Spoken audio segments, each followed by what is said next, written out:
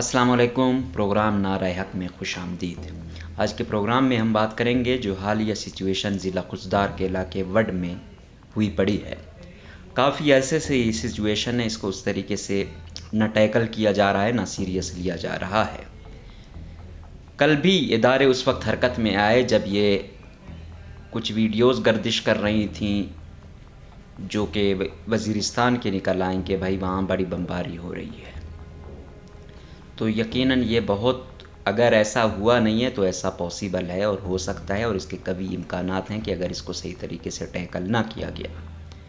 وہاں پہ be N P کے جو سربراہ ہیں سردار اختر جان مینگل صاحب اور دوسری طرف میر شفیق مینگل صاحب ہیں، دونوں ہی کا ہی پلڑا بھاری ہے۔ ایسا اگر ہم کہیں کہ نہیں ایک بہت زیادہ طاقتور ہے، کمزور ہے، تو ایسی بات نہیں ہے۔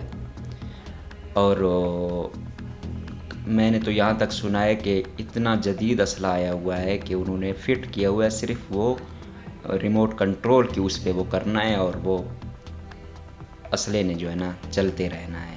مطلب اس سے آپ اندازہ لگائیں سچویشن کتنی ورسٹ ہو سکتی ہے کہ اگر اس کو ٹیکل نہ کیا گیا۔ کچھ عرصہ پہلے ایسا ہوا تھا، پھر وہاں کے علماء کرام گئے تھے، دونوں کے پاس وقتی طور پر صلح ہو گئی تھی۔ اب دوبارہ یہ صورتحال ہوئی پڑی ہے۔ اب اس کا حل یہی ہے، اب ظاہری بات ہے کوئی وقت تھا تو یہ آپس میں بہت قریب تھے، لیکن آج ایسا وقت ہے کہ ایک دوسرے کے خون کے پیاسے ہیں۔ ان کی اس جنگ میں پتہ نہیں کتنے لوگ مارے گئے، دونوں سائڈ سے، اس طرف سے بھی اس طرف سے بھی۔ آج بلوچستان میں مطلب آپ دیکھیں نواب ثناء اللہ ظاہری ہو گیا، اس طرح جو ہے نواب اسلم خان ریحانہ صاحب ہو گئے، سردار یار محمد رنگ صاحب ہو گئے، یہ تمام بڑے بڑے، ان سب کی کہیں نہ کہیں ایسی دشمنیاں ہیں کہ کہیں بھی یہ آرام سے یا بغیر سیکیورٹی کے نہیں جا سکتے۔ ایک وقت تھا کہ یہ سب ایک ہوتے تھے، ان میں اتنے ایشو نہیں ہوتے تھے، ایک پارٹی میں ہوتے تھے، اتفاق اتحاد ہوتا تھا۔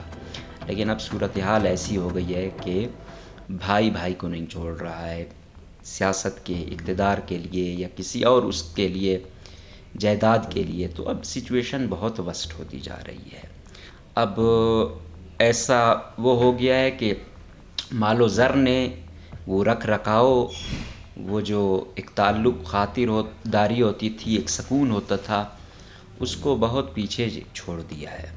آج ہم میں سے ہر شخص بس اربوں پتی بننا چاہتا ہے، چاہے ہم کچھ بھی کریں۔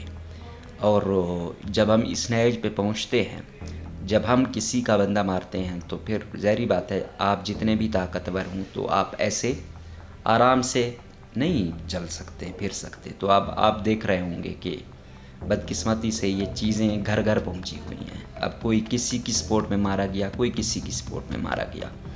اب اگر جو لوگ خضدار کے اس علاقے سے واقف ہیں، ویسے اوورال خضدار ہی ایک بڑا ایسا حساس علاقہ ہے کہ اس میں سمجھنا، اس کے محل وقوع کو سمجھنا، پھر یہاں جتنی دشمنیاں لوگوں کی چل رہی ہیں اس کو سمجھنا، پھر اسپیشلی وڈ میں آ کے جب آپ جا رہے ہوتے ہیں کراچی کی جانب تو ایک پہاڑ اس سائڈ پہ ہوتا ہے، ایک اس سائڈ پہ ہوتا ہے۔ تو جو یہ والا ہے اس پہ میر شفیق مینگل ہے، اور یہ اس والے پہ جو ہے نا سردار اختر جان مینگل صاحب ہوئے ہیں۔ تو کافی چیزیں وسٹ ہوتی جا رہی ہیں۔ یہ اچھی خبر ہے کہ فیملیز ان کی جو ہے نا مطلب ان کو انہوں نے نکلنے دیا، وہ گئے ہوئے ہیں۔ اب سوال ہے کہ بھائی اگر وہ نکل گئے تو یہ بڑے جو لیڈر ہیں یہ کیوں نہیں نکل رہے ہیں؟ تو یہ ہے کہ قبائلی نظام ہے، اس کے تحت کہ اگر کوئی چھوڑ جاتا ہے میدان تو پھر اس کو تانا دیا جاتا ہے نسلوں تک۔ تو وہ اس تانے کے لیے اور بہت سارے اس کی خاطر وہاں بیٹھے ہوئے ہیں۔ ابھی کل یہ سچویشن ہوئی تھوڑی بہت وہاں پہ، تو یہاں بی این پی کے لوگوں نے، ورکروں نے کوئٹہ دوسرے ایریاز جو ہے نا بند کر دیے۔ پھر وہاں کے کمانڈنٹ گئے، ڈی سی گئے، پھر سردار اختر جان مینگل صاحب نے وہ کیا کہ بھائی لوگوں کو تنگ نہ کریں۔ تو بات یہی ہے کہ جب چیز کا وقتی طور پہ حل نہیں نکالا جائے گا تو یہ بہت ورسٹ ہوتی جائے گی۔ اب سمجھ نہیں آ رہا ہے کہ کیا چاہ رہے ہیں۔ اب جو اختر مینگل والا گروپ ہے یہ کہتے ہیں کہ بھائی دوسرا گروپ جو ہے یہ اس کو اسٹیبلشمنٹ کی پشت پنائی ہے، یہ ایسے کرتے ہیں، حالات کو خراب کرتے ہیں، یہ وہ۔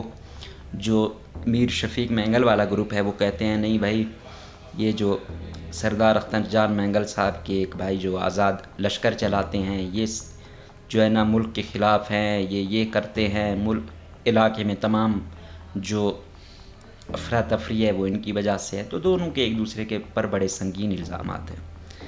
تو کل جو اچھی پیش رفت ہوئی وہ یہ کہ نواب اسلم خان رسانی صاحب، نواب افسر امان نے دونوں کو کال کی اور پھر کہا کہ بھائی میں آؤں گا اور پھر آپ لوگوں کا فیصلہ کروں گا۔ تو ہماری معلومات کے مطابق انہوں نے اس آفر کو قبول کیا، اور یقیناً نواب اسلم خان رسانی صاحب کی شخصیت ایسی ہے کہ وہ بڑے مسائل کو حل کر سکتے ہیں، اور جہاں پہ ریاست بھی ہچکچا رہی ہو، بیوروکریٹس باقی ادارے ہچکچا رہے ہوں، وہاں پہ یقیناً قبائلی سسٹم کے تحت ہی کوئی حل نکالا جائے تو بہتر ہے، اور اس میں یقیناً یہ سب سے موزوں شخصیت ہیں۔ اب دیکھنا یہ ہوگا کہ کیا رزلٹ نکلے گا، لیکن بات یہ ہے کہ ہم یہ بالکل بھی نہ کہیں کہ اگر ایک یہ ہے تو اگلا بندہ بالکل زیرو ہے، نہیں، ہم کسی کو اتنا کمزور نہ سمجھیں کہ بعد میں اپنا بہت سارا نقصان کروا بیٹھیں۔ تو بس وہ جنگ کے بارے میں کہا جاتا ہے نا کہ وار ہیز نو آئیز، جنگ جب چھڑتی ہے، گولی جب آتی ہے، راکٹ جب آتے ہیں تو وہ یہ نہیں دیکھتے کون ہے کون نہیں ہے۔ تو بس یہ جنگ، قتل و غارت، یہ جتنی دور رہے، یہ جتنا جو ہے نا وہ رہے، اتنا ہی معاشرے کے لیے بہتر ہے۔ اور خدا نخواستہ اگر ایسا کچھ ہو جاتا ہے، مس ہے کچھ ایسا ویسا، تو یقیناً بلوچستان جو پہلے ہی سلگ رہا ہے یہ اس کو مزید پیچھے دھکیل دے گا۔ تو اس میں تمام سٹیک ہولڈر، نواب اسلم خان رسانی صاحب نے تو وہ کی امید کریں گے کہ اپنے ساتھ وہ باقی بھی سٹیک ہولڈر جو خاندانی لوگ ہوں گے، جو واقعی اپنے قول و فعل میں تضاد نہیں رکھتے ہوں گے، ان کو ساتھ ملائیں گے اور ان مسائل کا کوئی پرماننٹ حل نکالیں گے۔ اور صرف ان کا نہیں بلکہ یہ جتنے بھی ہیں، ان کی جتنوں کی غیر ضروری وہ ہیں، اور سینکڑوں درجنوں لوگ جو بے گناہ مارے گئے ہیں، اس سے چھٹکارا ہوگا۔ اور چاہے سردار نواب ہو یا عام لوگ ہوں، وہ بغیر کسی سیکیورٹی کے، بغیر کسی اور ایشو کے وہ سفر کر سکیں گے، اپنے زندگی کے معاملات چلا پائیں گے۔ اجازت دیجیے، اللہ حافظ۔